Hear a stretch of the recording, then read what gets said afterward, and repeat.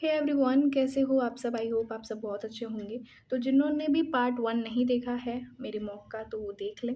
और ये है पार्ट 2 मॉक का। 50 क्वेश्चंस इसमें भी होंगे, वैसे ही बिल्कुल एनसीईआरटी बेस्ड सीयूईटी लेवल के ही क्वेश्चंस हैं। तो सारे अटेम्प्ट करना। तो प्लीज़ चलो फिर शुरू करते हैं। एक ब्लैंक पेपर ले लो सब लोग और एक पेन ले लो, ठीक है? जैसे जैसे क्वेश्चन आएंगे, जैसा कि रूल होता है, विदाउट एनी चीटिंग हम शुरू करेंगे पेपर को सॉल्व करना, मॉक को सॉल्व करना। एक पेज पे हम सारे क्वेश्चंस के आंसर लिखेंगे, जो करेक्ट होंगे करेक्ट करेंगे और जो इनकरेक्ट होंगे उसमें -1 डिडक्ट करेंगे, ठीक है? और फिर लास्ट में चेक करते हैं कि किसके कितने ज़्यादा स्कोर्स आए हैं, ठीक है? और वो प्लीज़ कमेंट सेक्शन में मेंशन कर देना कि कितने स्कोर्स तुम्हारे बने, ठीक है? चलो फिर शुरू करते हैं अपना question 1। If this sequence of the coding strand in a transcription unit में कोडिंग स्टैंड होता है, बिल्कुल होता है। तो उसमें ये एक आपका सीक्वेंस दिया हुआ है, इसको बताना है हमें एमआरएनए का सीक्वेंस क्या होगा। तो मैम एमआरएनए का जो सीक्वेंस होगा, इसका आंसर आई होप आप सबने कर लिया होगा, ठीक है? पॉज करके वीडियो को भी कर लेना। तो इसका आंसर ईजी सा अच्छा सा हो जाता है, ये PYQ है आपका, ये आंसर हो जाता है ए, ठीक है? ए हो जाता है। कोडिंग स्टैंड एमआरएनए सेम होता है, बस वहाँ पे टी और यू का चेंजिंग हो जाता है। क्यों? क्योंकि मैम एमआरएनए में यूरासिल होता है in the place of thymine, ठीक है? चलो सेकंड क्वेश्चन पे चलें। In an embryo sac of typical angiosperm the free form apparatus is responsible from. देखो फ्री फॉर्म एपरेटस किस लिए होता है, बहुत ईजी सा क्वेश्चन है, बिल्कुल। Guiding the entry of the pollen tube into the synergy, ठीक है? फ्री फॉर्म एपरेटस की पूछी थी। फिर यहाँ पे एक और आपका ये 2026 में पूछा गया है, ठीक है? मैं बता दूँ आपको, ये आपके शिफ्ट्स में पूछा गया है, अभी पहले शिफ्ट्स में ये क्वेश्चन पूछा गया है, इंपॉर्टेंट है। ट्रांसपोर्ट ऑफ स्पर्म से सीक्वेंस के क्वेश्चन बहुत ज़्यादा पूछे जाते हैं, तो बताइए इसका आंसर क्या होगा। रिटेड टेस्टिस, इन्फ्रेंट डक्टिल्स, एपिडाइमिस या vas deferens. रिटेड testis, epididymis, efferent डक्टिल्स या वास डिफरेंस, या रिटेड टेस्टिस, वास डिफरेंस, एफरेंट डक्टिल्स या epididymis. Yes, A is the correct answer. Rated testes, efferent ductus, epidermis and vas difference. चलो नेक्स्ट क्वेश्चन चले। Question 4, which of the following is non medicated IOD. ये आपका again ये 2026 PYQ है, आपका अभी shifts में पूछा गया है, ठीक है? चलो जो क्वेश्चंस पूछे गए हैं वो भी मैं आपको यहाँ पे बता देती हूँ। जो 2026 क्वेश्चन में पूछा गया है, 100% चांसेस इसके आपके शिफ्ट्स में आने के, ठीक है? तो नॉन मेडिकेटेड आईओडीज कौन होते हैं मैम? लिपिज लूप्स होते हैं, ठीक है? ये आपका करेक्ट आंसर हो जाता है, ठीक है? चलो नेक्स्ट क्वेश्चन चलें। Yes, According to the Hardy-Weinberg principle, if the frequency of dominant allele is A 0.6, what is the frequency of the homozygous recessive individual? Okay, तो homozygous recessive individual पूछा है, बिल्कुल इसका आंसर है सी। वैसे इस क्वेश्चन के आने के चांसेस बहुत कम है, ठीक है? बहुत कम है, बट हो सकता है आ जाए, एनसीईआरटी में है तो। चलो, the process of RNA interference has been used to make tobacco plants resistant to। RNA interference basically हम एक नेमाटोड है होता है उसके लिए करते हैं। बताओ कौन है वो जो टोबैको प्लांट में कॉज करता है? मैम ये मिलोडीगाइनी इग्नोमिशिया है, ठीक है? चलो question 7th, identify the correct sequence of steps in PCR। Again it's very important, ये आपका CUET 2026 के शिफ्ट्स में पूछा गया है, इम्पॉर्टेंट है। और ये क्यों इम्पॉर्टेंट है? क्योंकि ये नीट का जो ये हुआ था अभी एग्ज़ाम, जो भी कैंसिल हो चुका है, उसमें भी ये क्वेश्चन था, तो ये बहुत इंपॉर्टेंट है। इसका जो सीक्वेंस है वो वैसे है, डीनेचुरेशन होगी, फिर एनलिंग होगी, फिर एक्सटेंशन होगी, फिर एम्पलीफिकेशन होगी, ठीक है? तो आपका करेक्ट आंसर हो जाता है C. 8th question, in the lac operon the I gene. ये ऐसा क्वेश्चन हमने पहले भी मॉक में करा है। आई जीन कोड किस चीज़ के लिए करता है? इंड्यूसर के लिए, रिप्रेसर के लिए, बीटा गैलोक्सीडेज के लिए, या परमिडेज के लिए? मैम इंड्यूसर लैक्टोज होता है, बीटा गैलोक्सीडेज क्या होता है? हमारा जेड जीन होता है, और परमीज हमारा वाई जीन होता है, बिल्कुल होता है। तो करेक्ट आंसर हो जाता है आपका रिप्रेसर, ठीक है? 9th question, an example of commensalism. Commensalism में क्या होती है? कॉमेंसलिज्म में एक को फ़ायदा होता है और एक अनएफेक्टेड होता है। मैम एक को फ़ायदा और एक को कुछ भी नहीं होता, तो किसको फ़ायदा और किसको कुछ भी नहीं हो रहा है? ऐसा सिमिलर क्वेश्चन, सेम क्वेश्चन हमने पहले की शिफ्ट्स में देखा था, और ये क्वेश्चन मैंने आपको मॉक में भी कराया था। तो जो ऑर्किड है, ऑर्किड है और growing on the mango branch, इससे मैंगो ब्रांच को कोई भी अफेक्शंस नहीं हो रही हैं, वो अनअफेक्टेड है और ऑर्किड को उससे फ़ायदा मिल रहा है। ठीक है, तो ये एग्जाम्पल आपका कॉमन सिटीजन का है। तो ma'am cuscuta and growing on a hedge plant ये किसका है मैम? ये एक पैरासाइट का एग्जाम्पल है और लाइकेन और माइकोरिजा आपका म्यूचुअलिज्म का एग्जाम्पल है। ठीक है, question 10th, which enzyme is known as a molecular scissor in biotechnology? तो मॉलिक्यूलर सीजर इन बायोटेक्नोलॉजी किसे कहते हैं? ये फिर से ये क्वेश्चन इंपॉर्टेंट है और डीएनए लाइगेज के क्वेश्चन भी आपको 2026 के ही क्वेश्चंस में पूछे गए हैं। ठीक है, restriction endonuclease is the answer. Next question, question 11, the evil quartet refers to four major causes of, four major causes evil quartet क्या होता है उसमें? Basically habitat loss and fragmentation होता है मैम, एक उसमें एलियन स्पेशीज़ की इन्वेंशन कर देते हैं, को एक्सटेंशन कर देते हैं, को एवोल्यूशन कर देते हैं, क्या क्या चीज़ें हैं वो मैम? बायोडाइवर्सिटी लॉस ही होती है वो सारी चीज़ें। ठीक है, चलो ये क्वेश्चन 12 नहीं करना है। ठीक है, ये आपके सिलेबस में अभी नहीं है, डिलीटेड है। DNA fingerprinting, DNA fingerprinting involves identifying differences. DNA fingerprinting में हम बेसिकली क्या करते हैं मैम? आइडेंटिफाई करते हैं, डिफरेंसेस को करते हैं, बिल्कुल। In some specific regions in DNA sequence, कहीं एक स्पेसिफिक रीजन में हम वो आइडेंटिफाई करने की कोशिश करते हैं डीएनए फिंगरप्रिंटिंग के थ्रू, वो सीक्वेंस को हम क्या कहते हैं?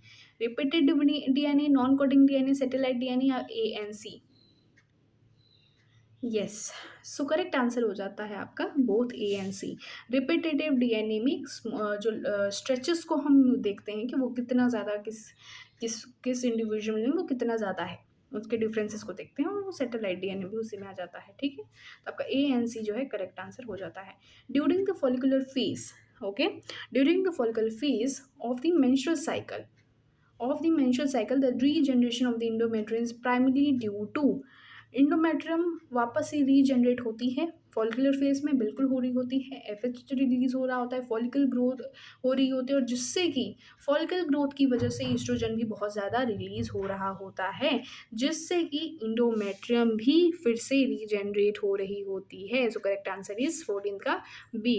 15th, identify the odd one out with respect to in situ. In situ conservation क्या होता है कि उसी हैबिटाट में रह करके अगर हमें टाइगर को कंजर्व करना है तो हम उसके टाइगर को निकालने की बजाय उसकी पूरी हैबिटाट को ही हम सेव करेंगे, ठीक है, कंजर्व करेंगे। तो what is the answer of this? Yes, national park एक इन सीटू है, बायोस्फीयर रिजर्व भी इन सीटू है, वाइल्ड लाइफ सेंचुरी भी इन सीटू है, बट बोटेनिकल गार्डन जो है वो एक्स सीटू है और हमें ऑड वन आउट को ही हटाना था, एक्स सीटू हमारा हट गया।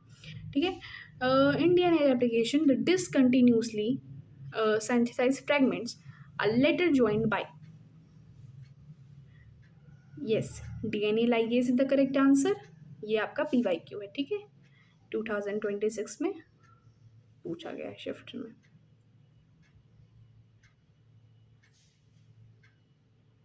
ओके, बीटी टॉक्सिन किल इंसेक्ट बाय, बीटी टॉक्सिन किल करता है इंसेक्ट्स को, कौन कौन सी चीज़ों को किल करता है? लेपिडोप्टेरॉन, कॉलेप्टेरॉन और डायप्टेरॉन को करता है। और ये क्या करता है? मिडगट में अल्कलाइन पीएच होता है जिससे कि वो एक्टिव फॉर्म में आ जाता है, बिल्कुल। और ये क्या करता है उस मिडगट को? उस मिडगट के इपीथेलियल सेल्स को पोर्स में कन्वर्ट करता है, क्रिएट करता है एक पोर्स को और फिर उसको ख़त्म कर देता है। ठीक है, चलो नेक्स्ट क्वेश्चन चलें। Question 18, thalassaemia and sickle cell anaemia are cause due to the problem in globulin synthesis, select the correct statement. Yes, thalassaemia and sickle cell anaemia ये ग्लोबिन सिंथेसिस की प्रॉब्लम से होता है और इनके करेक्ट स्टेटमेंट आपको बतानी है।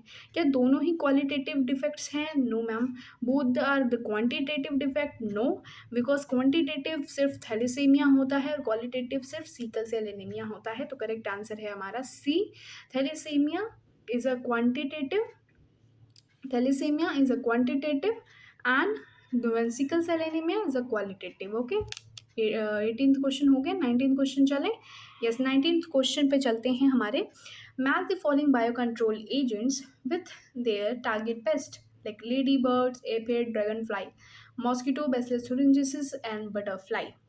Yes, so lady bird aphids होते हैं, ड्रैगन फ्लाई मॉस्किटोज होते हैं और बीटी हमारा बटरफ्लाई एंड कैटरपिलर्स के लिए होता है। तो A is the correct answer. Okay, चलो नेक्स्ट क्वेश्चन चलें। क्वेश्चन 20, ह्यूमिलीन इज ह्यूमिलिन क्या होता है? ह्यूमिलिन नाम एक ह्यूमन इंसुलिन है जो प्रोड्यूस होता है बाय आरडीएनए टेक्नोलॉजी। ठीक है, चलो next question, which of the following statements is correct regarding the leg operon in E coli? In it is an inducible operon where lactose act as co-repressor. No, incorrect. The repressor protein binds to the operator region in the presence of inducer. Repressor protein bind करता है क्या operator region से? बिल्कुल भी नहीं. The Y gene codes for transcriptalization. Yes. No, no, no. ए ट्रांसलेटलाइजेज को करता है, वाई जो है वो परमीज को करता है ना. ग्लूकोज एंड गैलेक्टोज, ग्लूकोज और galactose can not act as inducer for lac operon, ये तो सही है.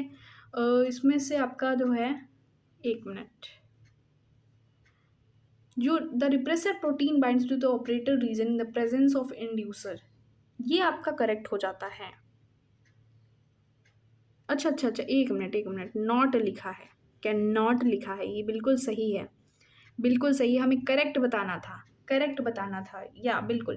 तो डी आपका जो है करेक्ट हो जाता है. क्यों? क्योंकि ग्लूकोज एंड गैलेक्टोज जो हैं वो इंड्यूसर की तरह काम नहीं करते. कैन नॉट, ओके, इंड्यूसर की तरह काम नहीं करते. कौन इंड्यूसर की तरह काम करता है लैकोप्रॉन में? लैक्टोज काम करता है. ठीक है, तो हमें करेक्ट बताना था, तो एक ही करेक्ट है, बाकी सारे इनकरेक्ट थे. 22, in a dihybrid cross, in dihybrid cross, what is the probability of obtaining offspring with the genotype RRYY? देख लो पूरा रिसेसिव है. ये जीनोटाइप कब आता है? जीनोटाइप मैम आता है हमारे 1:16 में. ठीक है, ये आपका करेक्ट है. चलो next question, question 23, the explosion of population, explosion हो गई पॉपुलेशन की इंडिया में पोस्ट इंडिपेंडेंस. इंडिपेंडेंस के टाइम कितना था? 350 मिलियन था, और उसके बाद कितना हो गया? मई 2011 में it like 1.2 something billion I think, तो वो हो गया. तो ये इतना एक्सप्लोजन पॉपुलेशन का कैसे हो गया? क्यों? क्योंकि डिक्रीज हो गई मैटरनल मोर्टेलिटी रेट या इन्फेंट मोर्टेलिटी रेट, या इंक्रीज हो गई डेथ रेट, या डिक्रीज हो गई number of people in reproducible age, या इंक्रीज हो गई infant mortality rate but decrease हो गई मैटरनल मोर्टेलिटी रेट. इसका सही आंसर है आपका A, decrease in MMR and IMR. ठीक है, which structure provides the nutrition to the developing sperm is a Sertoli cells. Next question, the primary productivity of an ecosystem is measured in terms of. B is the correct answer. पहले भी करा है question. इसमें से हमें correctly match pair को बताना है. तो टर्नर सिंड्रोम क्या है हमारा? 45 विथ एक्सो है. डाउन सिंड्रोम, क्रोमोसोम 21 क्रोमोसोम तो है ये, लेकिन मोनोसोमी नहीं है, ट्राइसोमी है. क्लाइनफिल्टर यहाँ पे XSY है. कलर ब्लाइंडनेस हमारा ये X होगा, Y नहीं होगा. ठीक है, तो आपका करेक्ट हो जाता है Turner syndrome. The first clinical gene therapy was given to in 1990 a 4 years old girl with which deficiency? Adenosine deaminase 88. In the Big Bang Theory, the universe originated approximately how many years ago? First introduction part में ही ये जिक्र किया है evolution chapter में. 28 का question है. yes, 20 billion, 4.5 billion, 10 billion या 15 million. इसका करेक्ट आंसर है ए, 20 बिलियन ईयर्स. ओके, चलो 29th question, which of the following is a not of feature of the genetic code? कौन फीचर नहीं है जेनेटिक कोड का? यस, यस, इजी क्वेश्चन है, अच्छा क्वेश्चन है. सो इसका आंसर हो जाता है आपका यस, बी आपका करेक्ट आंसर हो जाता है. एम्बिजियस नहीं होता है, अनएम्बिजियस होता है. ठीक है, सो ये आपका करेक्ट हो जाता है. ओके, ये नहीं है. ठीक है, कंफ्यूज नहीं होना, क्वेश्चन थोड़ा सा कंफ्यूजिंग बना दिया था. It is universal, it is nearly universal, unambiguous को एम्बिजियस कर दिया था. ठीक है, हमें कंफ्यूज नहीं होना. ठीक है, NCERT पढ़ के अच्छे से रिवीजन करनी है. Sacred groves are specifically useful in. Sacred groves को हम स्पेशली किसके लिए यूजफुल कहते हैं भाई? क्यों इतना यूजफुल है ये? क्यों? क्योंकि मैम सेक्रेड ग्रूव्स जो है कंजर्व करता है हमारे रेयर और थ्रेटेंड स्पीशीज को. ठीक है, चलो next question, question 31, primary sewage treatment को, अच्छा मैंने जो पहले मॉक कराया था, अगर आपने नहीं किया है तो आप प्लीज़ जाके कर लो, ठीक है। और जो यही ऐसा ही सिमिलर क्वेश्चन आया था पहले वाले मॉक में, जिसमें पूछा था सेकेंडरी सीवेज ट्रीटमेंट को हम क्या कहते हैं।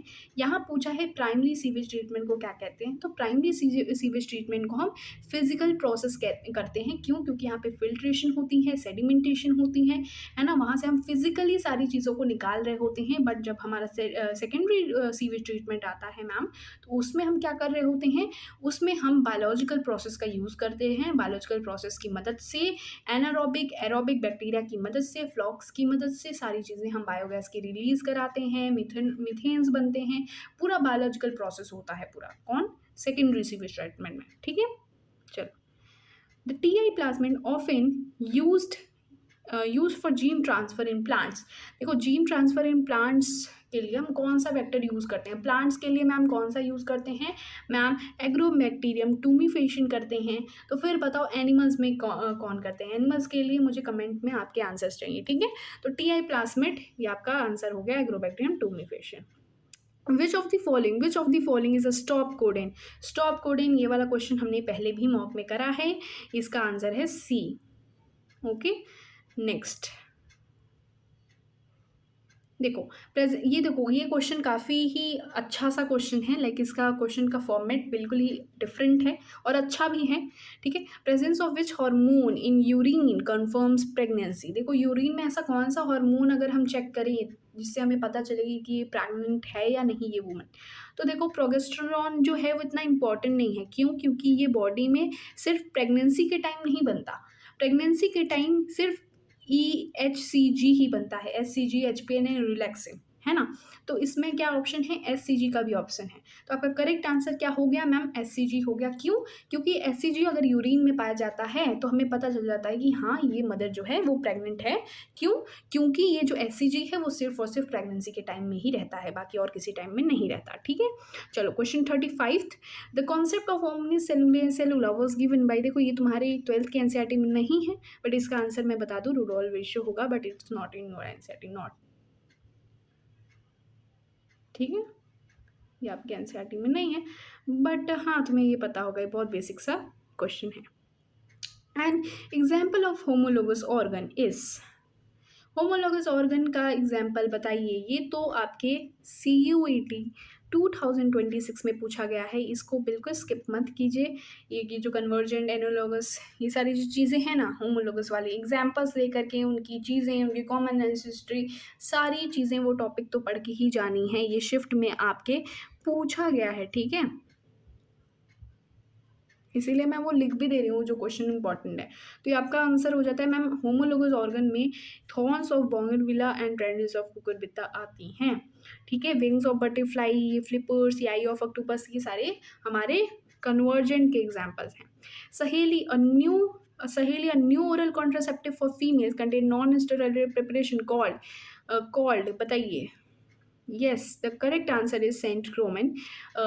ऑल्सो ये जो सहेली है वो किसने डेवलप करी थी मैम? CDRI लखनऊ ने करी थी, सेंट्रल ड्रग रिसर्च इंस्टीट्यूट, ठीक है। चलो, linking of antibiotic resistant gene with plasmid vector become possible with, देखो हम लिंक कर पाते हैं एंटीबायोटिक रेसिस्टेंट जीन को वेक्टर, प्लाज्मिड वेक्टर से। क्यों? कैसे? किसकी हेल्प से कर पाते हैं मैम? DNA ligase. देख रहे हो, DNA लाइगेज से 2 क्वेश्चन अभी हमने कर लिया, और DNA लाइगेज से तो PYQ भी आ गया है 2026 के CUET में। देखो, next question, question 39, the structure of antibody molecule can be represented as, ma'am H2L2 से रिप्रेजेंट करते हैं, ठीक है। डाइसल्फाइड, फोर चेन्स होते हैं, ठीक है, 4 चेन्स होते हैं। माल्ट कितना कॉन्स्टिट्यूट करता है, कितना परसेंटेज होता है लिम्फोइड टिश्यू में? तो जो माल्ट है हमारा, माल्ट एसोसिएटेड लिम्फोइड टिश्यू जो है हमारा, वो 50% करता है, ठीक है। 41th क्वेश्चन पे आ गए हम। In the double helix model of DNA the two strands are. Double helix का मॉडल देखा है, हाँ जी देखा है। डीएनए का देखा है क्या? नहीं, सामने से नहीं देखा होगा, बुक में ज़रूर देखा होगा। तो जो दो स्ट्रैंड्स हम देखने को मिलता है तो वो कैसे होते हैं, कैसे मैम दिखते हैं, वो कैसे लगते हैं देखने में? मैम वो कॉम्प्लीमेंट्री ज़रूर होते हैं, क्योंकि ए के सामने टी आता है, जी के सामने सी आता है। ये लोग कॉम्प्लीमेंट्री भी हैं और साथ में एंटी पैरेलल भी हैं। यस, एंटी पैरेलल भी हैं और कॉम्प्लीमेंट्री भी हैं। क्यों? क्योंकि एंटी पैरेलल है मैम, एक स्ट्रैंड 3 to 5 है तो दूसरा स्ट्रैंड 5 to 3 है। कॉम्प्लीमेंट्री है क्योंकि प्यूरीन के सामने पिरिमिडीन भी आता है। ठीक है। ये क्वेश्चन नहीं है भाई, एनसीईआरटी में तुम्हारे डिलीटेड है ये क्वेश्चन। ठीक है, ये भी नहीं है। Which of the following is an auto immune example? Disease बताना है, एग्जाम्पल बताना है, एग्जाम्पल छोड़ के नहीं जाना है, एग्जाम्पल से क्वेश्चन आ रहे हैं आपके। ठीक है। Gause principle competitive exclusion states that, क्या कहता है Gause principle of competitive exclusion? Ma'am दो क्लोजली रिलेटेड स्पेशीज जो compete कर रहे हैं सेम रिसोर्सेज के लिए, सेम रिसोर्सेज के लिए जो compete कर रहे हैं वो कैन नॉट को एग्जिस्ट इंडिफिनिटली। वो एक दूसरे से को एग्जिस्ट मतलब कैन नॉट को एग्जिस्ट मतलब साथ में नहीं हो सकते। ठीक है, एक इन्फीरियर को तो जाना पड़ेगा, साथ में एग्जिस्ट नहीं कर सकते हैं। ठीक है। Ego R1 GAATTC palindrome sequence को कट करता है, बिल्कुल कट करता है। कहाँ सेक्शन पे कट करता है? ईगो R1 मैम ये एक रिस्ट्रिक्शन एंजाइम है और ये कट कहाँ करता है मैम? ये कट का है G और A गा के बीच में। ठीक है। चलो, फ्री फ्रॉम एपरेटस कहाँ पे प्रेजेंट होता है? बहुत ईजी सा क्वेश्चन है, सिनर्जीन में प्रेजेंट होता है। Which of the following is not a method of ex situ conservation? कौन सा फॉलोइंग मेथड नहीं है एक्स सीटू कंजर्वेशन का? कौन सा नहीं है मैम? नेशनल पार्क नहीं है, क्रायो प्रिजर्वेशन है, इन विट्रो है और सीड बैंक भी है। नेशनल बैंक नहीं है। ठीक है, नॉट पूछा है, नॉट पूछा है। ठीक है। 49th क्वेश्चन, मिसेल्सन एंड स्टाल ने कुछ आपके आइसोटोप्स लिए थे और ये अच्छे से मेंशन करा था एनसीईआरटी ने कि ये हैवियर आइसोटोप्स लेते हैं ना कि रेडियो एक्टिव। तो बताइए कौन सा ऐसा आपका हैवियर आइसोटोप लिया था मिसेल्सन एंड स्टाल ने? अच्छा, मिसेल्सन एंड स्टाल ने किस चीज़ को प्रूव करने के लिए एक्सपेरिमेंट करा था? सेमी कंजर्वेटिव डीएनए रेप्लिकेशन को प्रूव करने के लिए, है ना। सो आंसर आपका हो जाता है N15। ठीक है, 20 मिनट्स फिर 40 मिनट्स वो वाला सीन है, एक्सपेरिमेंट है। ठीक है, पढ़ के जाना। Pyramid of energy is always क्या इन्वर्टेड होता है? नहीं मैम, अपराइट होता है, ऑलवेज अपराइट होता है। क्योंकि जब एक ट्रॉपिक लेवल से दूसरे ट्रॉपिक लेवल पे एनर्जी ट्रांसफ़र होती है तो कुछ चीज़ें हीट की तरह लॉस हो जाती हैं, कम हो जाती हैं। जैसे ट्रॉपिक लेवल बढ़ते जाते हैं वैसे वैसे हमारा जो एनर्जी है वो भी डिक्रीज़ होता जाता है। इसीलिए 10% लॉ के दौरान ज़्यादा ट्रॉपिक लेवल इस दुनिया में एग्जिस्ट नहीं करते हैं, सिर्फ 4 ट्रॉपिक लेवल तक ही रहता है मेजरली। ठीक है। चलो, तो 50 क्वेश्चन हमने कंप्लीट कर लिए हैं अराउंड 23 से 24 मिनट में। तो आई होप आपको सारे क्वेश्चन समझ में आए हों, अच्छे लगे हों क्वेश्चंस। ठीक है, और ये बिल्कुल इम्पॉर्टेंट क्वेश्चन थे जो तुम्हारे पूछे गए हैं। ठीक है, इसमें से कितने सारे क्वेश्चन पूछे गए ये देखो, ये खुद मैं अभी तुम्हें यहाँ पे नहीं बताया। ये जो H2L2 वाला क्वेश्चन है ना, ये किसको ऐसे रिप्रेजेंट करते हैं एंटीबॉडी को? ये भाई तुम्हारा CUET के 2026 के शिफ्ट में है। ठीक है, ये शिफ्ट्स में है क्वेश्चन और तुम करके आओगे तो बोलोगे कि ये क्वेश्चन जो थे वो मैच कर रहे थे। ठीक है, क्वेश्चन देखो, जो सेम लैंग्वेज है वो सेम लैंग्वेज में नहीं होंगी, लेकिन जो क्वेश्चन है जिस चीज़ पे वही क्वेश्चन हो आपको देखने को मिलेगा भी। ठीक है, तो चलो फिर नेक्स्ट मॉक चाहिए तो कमेंट कर देना, नेक्स्ट मॉक भी आपको डल जाएंगी कुछ दिन में। और कब कब शिफ्ट है ये भी बता दो। ठीक है, कौन से डेट को है आपका शिफ्ट, उसके हिसाब से वीडियोस आएंगी। डेली वीडियोस आ रही हैं, डेली वीडियोस जाएंगी भी आपके मॉक्स की। ऑलमोस्ट हमने 50 क्वेश्चंस पहले भी किए थे, 50 मॉक्स अभी कर रहे हैं। तो 2 मॉक्स हमारे कंप्लीट हो गए और आगे के कुछ जितने दिन बचे होंगे उतने में भी हम मॉक्स लगाएंगे। पूरे मॉक्स साथ में बैठ के करेंगे, मेहनत करेंगे और अच्छा स्कोर करेंगे। ठीक है, और कोशिश करेंगे कि हमारा जो है टारगेट है जो 230 से ऊपर लाने का वो हो पाए। ठीक है, चलो नेक्स्ट मॉक में मिलते हैं। तब तक के लिए मेहनत करो, कमेंट ज़रूर कर देना, लाइक कर देना वीडियो पसंद आई हो। और हाँ, अगर सब्सक्राइब नहीं किया चैनल को तो सब्सक्राइब करना है। ठीक है, चलो।